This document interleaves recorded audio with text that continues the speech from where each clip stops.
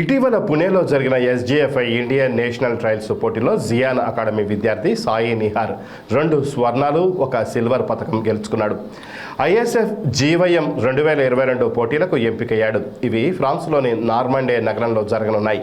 ఈ పోటీల్లోనూ పథకం సాధిస్తానని, మన దేశానికి పేరు తీసుకొస్తానంటూ ధీమా వ్యక్తం చేశాడు.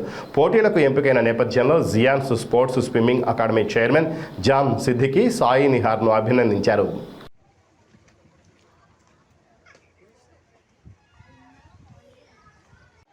నమస్కారం, నా పేరు సాయి నిహార్. నేను జైన్ స్పోర్ట్స్ తరపున స్విమ్మింగ్ చేస్తాను.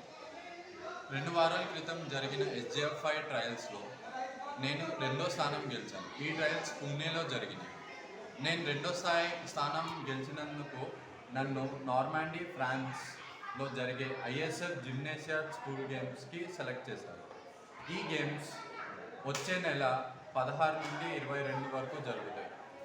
ఈ గేమ్స్లో దాదాపు 20 క్రీడలు ఉంటాయి. దాదాపు 70 దేశాల నుంచి క్రీడాకారులు ఈ గేమ్స్కి పార్టిసిపేట్ చేయడానికి వస్తారు. ఈ గేమ్స్ అనేది పాఠశాలలకు ఒలింపిక్స్ లాంటి స్థాయి ఉన్న గేమ్స్.